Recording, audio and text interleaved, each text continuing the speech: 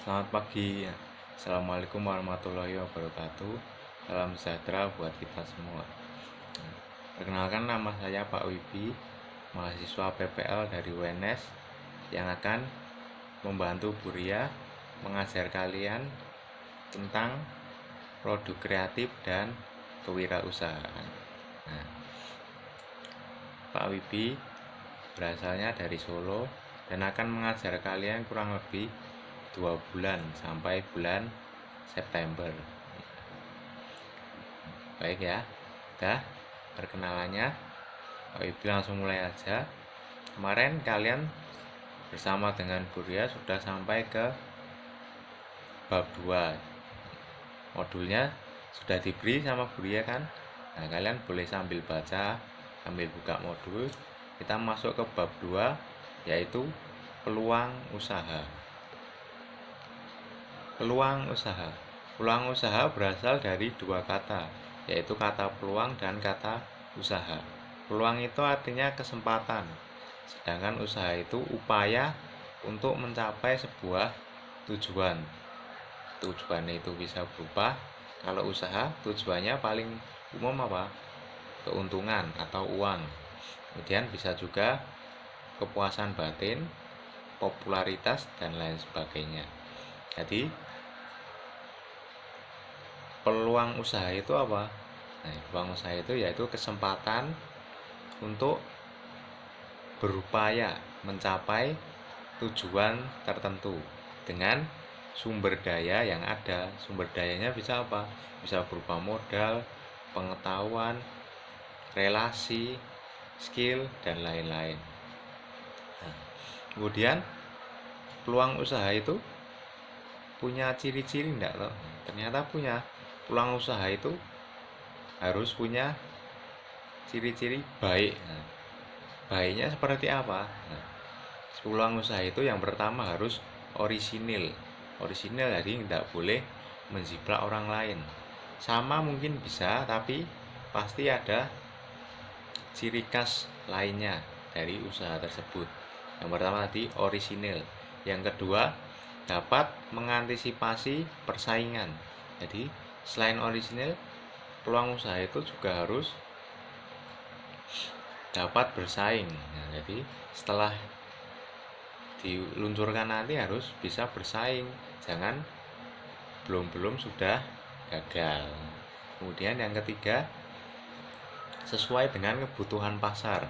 Jadi peluang usaha itu harus dibutuhkan sama pasar supaya dapat bersaing tadi di poin nomor 2. Kemudian yang keempat, sesuai minat. Nah, kita itu harus melihat sebuah peluang usaha yang sesuai dengan minat kita. Nah, jadi apa yang kita sukai, apa yang kita minati itu coba dilihat lagi, siapa tahu bisa menjadi sebuah peluang usaha. Nah, kemudian yang kelima, usaha itu harus layak dan teruji. Jadi bukan cuma kita minat saja, tapi usaha itu harus layak dan teruji. Nah, kemudian yang keenam, peluang usaha itu harus berasal dari ide kreatif. Jadi seperti tadi poin yang pertama orisinil, kali ini poin yang keenam ide kreatif. Jadi peluang usaha itu selain orisinil juga harus kreatif supaya memiliki ciri khas tersendiri. Ciri khas, jadi peluang usaha itu enggak ada yang menyamai atau ada yang meniru. Nah, jadi harus mempunyai ide kreatif, berasal dari ide kreatif. Kemudian peluang usaha itu juga harus ada keyakinan. Nah, jadi selain minat juga harus yakin kalau usaha ini benar-benar dibutuhkan, benar-benar dapat bersaing nanti kalau misalkan dilaksanakan. Kemudian yang ke-8, yang paling penting juga, senang saat menjalankannya. Jadi selain minat, kita itu dalam berusaha atau melihat peluang usaha itu harus senang melakukannya, supaya setiap kita melakukan usaha itu nanti misalkan sudah benar-benar dikerjakan, harus tidak ada rasa terpaksa atau rasa rasa jenuh atau rasa bosan, itu tidak ada karena kita senang melakukannya. Nah, tapi anak-anak, peluang usaha itu bukan hanya harus baik. Nah, ternyata baik aja tidak cukup. Nah, lalu apalagi, Pak? Peluang usaha itu harus potensial. Potensial itu intinya apa, Pak? Kalau peluang usaha itu adalah peluang usaha yang potensial. Nah, yang pertama itu ciri-cirinya memiliki nilai jual. Tentunya kita dalam berusaha atau membuka usaha itu inginnya apa? Untung. Nah, makanya usaha itu, peluang usaha itu harus memiliki nilai jual. Yang paling penting ini, memiliki nilai jual. Kemudian yang kedua, bukan hanya ambisi pribadi. Jadi peluang usaha itu harus memiliki nilai jual dan bukan cuma ke ambisi pribadi aja. Walaupun itu minat kita, tapi bukan hanya ambisi, tapi benar-benar dilakukan ini, benar-benar menjadi kenyataan. Jadi bukan hanya ambisi atau keinginan pribadi saja. Kemudian yang ketiga, mampu bertahan lama. Jadi sama tadi kayak apa, mengantisipasi persaingan tadi, mampu bersaing tadi, si peluang usaha ini juga harus mampu bertahan lama. Jadi bukan hanya 3 bulan atau sebulan atau 2 bulan. Nah itu, atau cuma ngikuti tren aja, itu namanya bukan peluang usaha yang potensial. Kemudian yang keempat, apa, peluang usaha itu harus modalnya tidak terlalu besar. Nah, karena kita pastikan memulainya dari kecil-kecil dulu. Nah, makanya cari yang modalnya tidak terlalu besar. Peluang usaha yang potensial itu modalnya tidak terlalu besar, tapi keuntungannya maksimal. Nah, kemudian yang kelima, mampu ditingkatkan skalanya. Jadi setelah merintis dari kecil-kecil itu, peluang usaha ini harus mampu ditingkatkan usahanya. Jadi bukan cuma kecil terus sampai selamanya, tapi bisa ditingkatkan juga sampai berskala besar. Nah, lalu bagaimana melihat sebuah peluang usaha yang bernilai jual? Jadi bagaimana toh supaya kita tahu kalau peluang usaha kita itu memiliki nilai jual? Yang pertama itu yang harus kita teliti supaya tahu peluang usaha kita itu potensial atau baik atau enggak, itu yang pertama itu memenuhi keperluan konsumen. Jadi usaha yang akan kita bangun itu memenuhi peluang konsumen enggak? Jadi misalkan kita mau usaha jual beli online. Jual beli online itu kan ada banyak, bisa berupa pakaian atau kebutuhan sehari-hari. Asalkan yang pertama tadi, syarat yang pertama, supaya peluang ini bernilai jual itu harus memenuhi kebutuhan konsumen. Misalkan sekarang masa pandemi corona seperti ini. Nah, lalu peluang yang potensial apa? Misalkan berjualan masker atau berjualan face shield. Nah, itu kan memenuhi kebutuhan konsumen. Konsumennya bukan cuma 1-2 orang, tapi banyak. Nah, kemudian yang kedua, memiliki keunggulan. Tentunya harus punya ciri khas, punya trademark, supaya tidak disamai oleh produk-produk yang lain. Kemudian yang ketiga, tidak sementara. Yang keempat, ada nilai uang tentunya supaya kita memperoleh keuntungan. Kemudian kreatif dan inovatif. Jadi setiap peluang usaha itu harus harus baik, potensial, dan bernilai jual. Nah, seperti itu. Nah, tapi tidak semua peluang usaha itu bisa langsung dikerjakan loh ya anak-anak. Nah, misal contohnya Pak Ibi tadi, contohnya jualan masker atau jualan face shield. Nah, itu nggak bisa langsung dikerjakan. langsung buat masker dan lain sebagainya itu nggak bisa, harus dianalisis dulu. Nah, harus dianalisis dulu, analisis peluang usaha. Masuk ke poin berikutnya, analisis peluang usaha. Analisis peluang usaha itu apa? Adalah suatu kegiatan untuk mengetahui berbagai kemungkinan dari kesempatan yang ada. Jadi peluang usaha itu harus dianalisis dulu sebelum kalian atau kita mewujudkannya. Jadi kita analisis dulu kemungkinannya apa aja, semuanya yang peluang usaha yang akan kita wujudkan itu harus dianalisis dulu. Lalu bagaimana Pak kita cara menganalisisnya, atau apa aja yang harus kita siapkan? Nah, persiapan analisis itu masuk ke poin berikutnya. Meliputi apa aja persiapan analisis itu? Yaitu yang pertama, meneliti luas usaha. Jadi luas usahanya ini harus kita teliti dulu. Seberapa luas usaha yang akan kita bangun ini, atau mungkin skalanya kecil atau mencakup beberapa wilayah saja atau beberapa aspek saja, itu harus kita teliti dulu, harus kita analisis, harus kita pikir-pikir dulu. Nah, jadi usaha yang akan kita lakukan ini luasnya seberapa. Kemudian yang kedua, usaha ini harus kita analisisnya, harus kita siapkan itu bentuk usahanya. Jadi misal kita mau berjualan, entah itu barang atau apapun, harus jelas bentuk usahanya itu apa, atau barang kah, atau jasa, atau yang lainnya, harus jelas peluang usaha ini kita analisis. Kemudian yang ketiga, jenis usahanya ini kita juga harus persiapkan dengan baik sebelum kita mulai analisis ini. Kemudian yang keempat, informasi usaha. Yang kelima, peta peluang keuntungan. Karena kita berusaha ini, peluang usaha ini harus menghasilkan untung.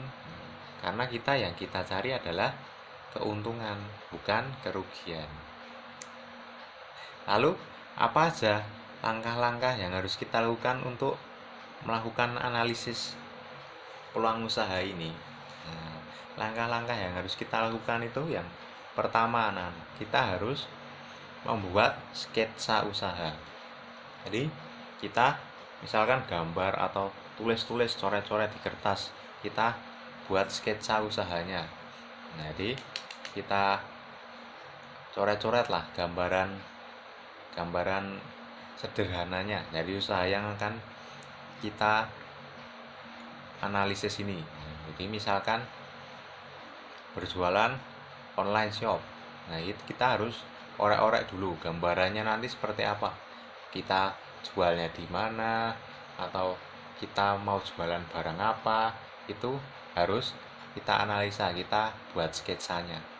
Nah, kemudian yang kedua, penyediaan modal. Nah, tentu saja setiap usaha itu memerlukan modal, jadi kita harus menyediakan modalnya. Tidak perlu banyak-banyak seperti ciri-ciri peluang usaha yang potensial tadi. Modalnya tidak terlalu banyak, tapi keuntungannya maksimal. Kemudian yang ketiga, bahan bakunya. Bahan baku ini kita analisis juga, harus kita persiapkan. Nah, bahan baku ini jangan sampai kita nanti sudah mulai usahanya bahan bakunya kehabisan. Nah, itu tidak baik. Kemudian yang keempat, izin usaha. Tentu saja setiap usaha itu harus memerlukan izin, baik dari pihak sekitar kita, terdekat kita, maupun izin dari instansi resmi seperti pemerintah dan lain-lain. Kemudian yang kelima, lokasinya harus kita tentukan. Jadi misal jualan online tadi, lokasinya harus kita tentukan. Misal berjualan online di mana? Misal di toko online ini, atau berjualan lewat sosial media. Nah, itu juga harus kita analisis juga. Kemudian metodenya, usaha ini. Metode usaha ini harus kita analisis juga. Seperti apa toh metode yang akan kita pakai itu seperti apa. Kemudian teknologi usaha.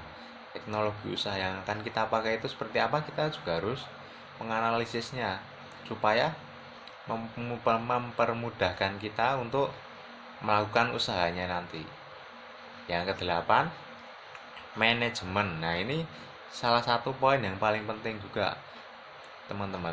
Jadi, manajemen ini harus diperhatikan baik-baik supaya usaha kita ini bertahan lama, karena kebanyakan kita melupakan ini ya namanya manajemen. Nah, nanti karena kalau tidak diurus dengan baik manajemen ini, usaha kita bisa cepat bangkrut dan cepat gagal atau malah merugi juga bisa, karena manajemen ini sangat penting. Jadi harus kita analisis juga, kita perhatikan dengan baik. Kemudian yang kesembilan yaitu mitra usaha. Jadi misalkan usaha kita ini bukan usaha yang bisa berdiri sendiri, misalkan kita perlu mitra atau kita perlu joinan, nah kita harus juga menganalisis semuanya ini, kita dianalisis. Jadi poin-poin ke-9 poin ini tadi harus kita analisis. Harus kita siapkan seperti modal tadi, izin usaha, tenaga kerja. Oh ya, Pak Ibi lupa satu poin, tenaga kerja. Jadi ada 10 poin. Tenaga kerja itu harus kita perhatikan. Misal orang-orang terdekat kita yang bisa membantu, atau kita sendiri ini juga disebut sebagai tenaga kerjanya juga bisa. Jadi harus kita persiapan dengan betul-betul, harus dengan sungguh-sungguh supaya peluang usaha ini memenuhi syarat tadi, baik dan potensial. Nah, kemudian apa toh Pak sebenarnya tujuan analisis ini? Kenapa toh kita usaha itu harus dianalisis dulu? Kenapa enggak langsung mulai aja? Kita punya modal, kita langsung lakukan. Nah, alasannya adalah anak-anak untuk mengetahui usaha tersebut layak atau enggak. Jadi sebelum kita melakukan itu harus kita analisis dulu supaya tahu usaha ini layak atau enggak toh sebenarnya dilakukan itu, atau usaha ini cocok enggak toh. Nah, cocok enggak toh sebenarnya dilakukan. Jadi kita setelah menganalisis nanti bisa tahu, oh usaha ini misalkan tadi contohnya apa Bi, jualan masker atau face shield tadi. Nah, jualan masker atau face shield ini layak tak enggak toh, atau apa cocok enggak toh sebenarnya. Nah, atau dibutuhin orang banyak enggak toh ini sebenarnya. Dari itu kita bisa tahu melalui analisis tadi. Jadi kita juga bisa meminimalkan resiko atau kerugian dari usaha kita nanti. Kemudian tujuannya juga untuk menemukan peluang usaha. Jadi tujuannya ya analisis itu untuk menemukan peluang usaha baru, peluang untuk mencari pundi-pundi uang tadi, untuk mencari keuntungan tadi. Kemudian tujuannya juga untuk menemukan potensi usaha. Jadi misalkan sebelumnya kita tidak tahu nih kalau kita itu sebenarnya punya potensi usaha, tapi kita belum menemukannya. Nah, jadi kita bisa menemukannya melalui analisis ini tadi yang kita lakukan. Kemudian yang terakhir, tujuan analisis itu adalah mengetahui besar potensinya. Jadi potensi, entah itu potensi keuntungan, potensi berkembangnya seberapa, itu bisa kita ketahui melalui analisis peluang ini tadi. Jadi kita bisa mendapatkan hasil yang maksimal. Misalkan nanti usaha itu benar-benar kita lakukan. Nah, sekian dulu Pak Wibi penjelasannya sampai tujuan analisis peluang usaha ini. Nah, jadi untuk lanjutannya kita sambung di pertemuan berikutnya minggu depan ya. Nah, kita akan sambung di pertemuan berikutnya minggu depan. Poin-poin selanjutnya masih ada. Poin-poin lanjutan tentang peluang usaha ini masih ada. Jadi kita sambung di pertemuan berikutnya. Terima kasih. Kalian jangan lupa absen, tetap semangat belajar di rumah, tetap jaga kesehatan, dan tetap berdoa supaya pandemi ini segera berakhir dan kalian bisa bersekolah secara normal lagi. Terima kasih. Sekian dari Pak Wibi. Wassalamualaikum warahmatullahi wabarakatuh. Salam sejahtera untuk kita semua.